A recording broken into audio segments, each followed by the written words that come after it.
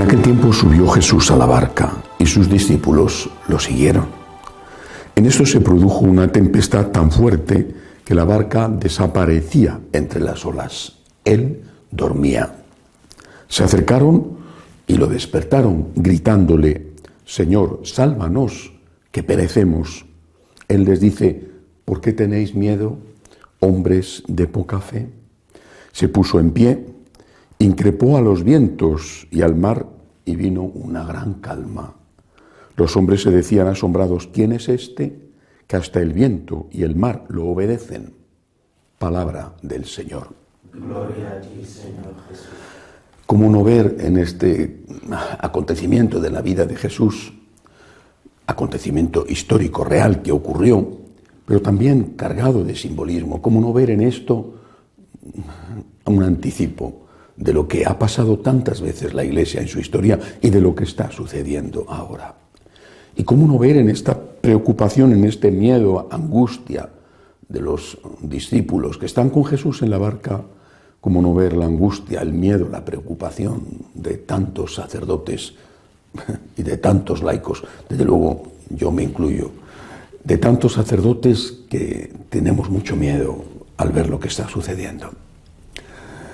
Y sin embargo, aunque el miedo es inevitable, no creo que se le pueda reprochar a estos discípulos que tuvieran miedo de hundirse, aunque el miedo es algo lógico, tiene que ser vencido con la confianza. Confío en ti, Señor, confío en ti, confío en ti. Si tú estás en la barca no se va a hundir. Mientras tú estés en la barca está segura.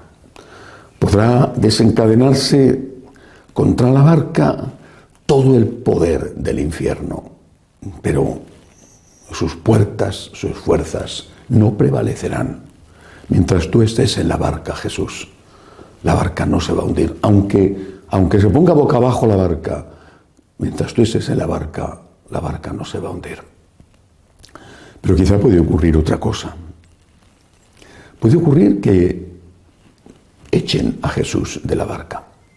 Hay en el Antiguo Testamento un libro, el de Jonás, que los teólogos y los padres de la Iglesia siempre vieron como un anticipo de Cristo, una especie de preparación a Cristo, porque estuvo Jonás 3 días en el vientre de la ballena, del cetáceo, y esos 3 días son un símbolo de la resurrección. Bueno, Jonás fue expulsado de la barca. Ciertamente era un caso totalmente diferente a Jesús. Estaba en la barca huyendo de hacer la voluntad de Dios, pero Jonás fue expulsado de la barca. ¿Qué sucedería si no son solo los enemigos de fuera, simbolizados por la tormenta, sino los enemigos de dentro los que deciden, como pasó con Jonás? Este nos estorba. El mundo nos ataca. El oleaje es tremendo. Nos estamos oponiendo casi en solitario a la ideología de género, al nuevo orden mundial, al aborto.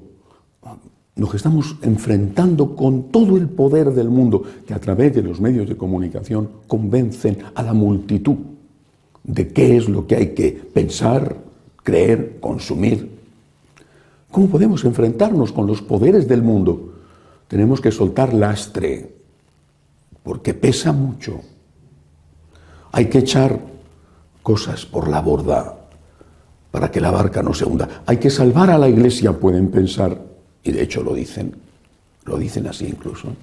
Hay que salvar a la Iglesia a costa de renunciar a Jesucristo. No digo que ya afirmen que ya no son cristianos, ¿no? Porque entonces se les acabaría el negocio. Digo que afirman pues que lo que enseñó Jesucristo, algunas cosas que chocan contra el mundo, lo que enseñó Jesucristo ya no puede ser seguido, no puede ser aceptado. Jesucristo no sabía los avances de la psicología, no era consciente de los problemas heredados, eso dicen. Y desde luego San Pablo estaba equivocadísimo, influido por su cultura. Hay que soltar lastre.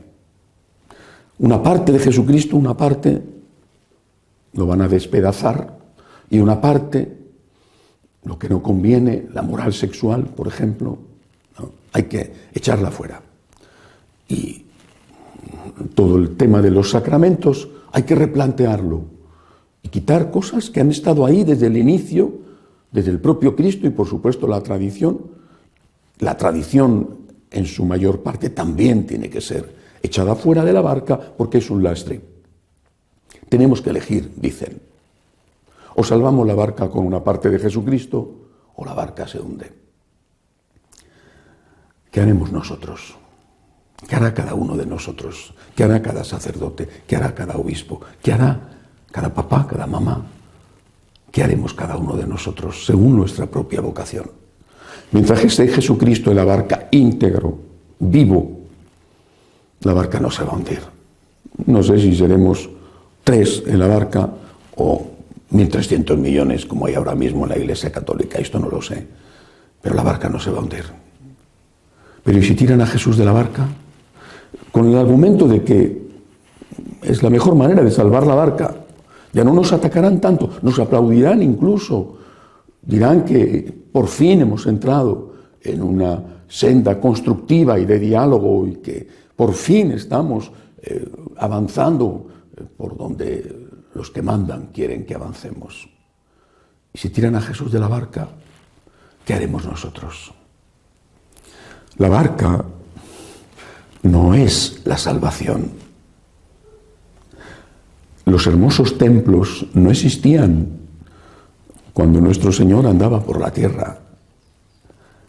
Los lugares a los que estamos tan apegados y que amamos tanto, santuarios donde el Señor o la Virgen se han aparecido, catedrales espectaculares o humildes ermitas en la montaña, no son Jesús. La barca no es Jesús. Jesús es el dueño de la barca, el que ha hecho la barca, pero la barca puede no estar si está Jesús. Aférrate a Jesús, abrázate a Jesús. Es Jesús tu Salvador, es el Jesús el que hace la barca, no la barca el que hace Jesús. Que no tiren nunca a Jesús fuera de la barca. Y si lo hacen, vámonos con Jesús, que es nuestro Salvador. Pidámosle al Señor en estas horas duras, difíciles, pidámosle al Señor en esta tormenta, pidámosle al Señor con humildad y con insistencia, aunque quizás nos regañe un poco luego, pidámosle al Señor que amaine el temporal, pidamos al Señor que venga la calma, supliquémosle a Jesús que termine esta situación. Pero si tiran a Jesús de la barca, yo por lo menos sé lo que voy a hacer. Me voy con Jesús entero, con el Jesús vivo, con el Jesús que me cuentan los evangelios y con el Jesús que me ha enseñado a amar también la tradición de la Iglesia. Estamos con Jesús. Jesús es nuestro Salvador. Jesús es nuestro Dios. Y por Jesús tiene sentido todo. Y sin Jesús, las más hermosas casas están vacías. Pidamos al Señor hoy de una forma especial por la Iglesia. Que así sea.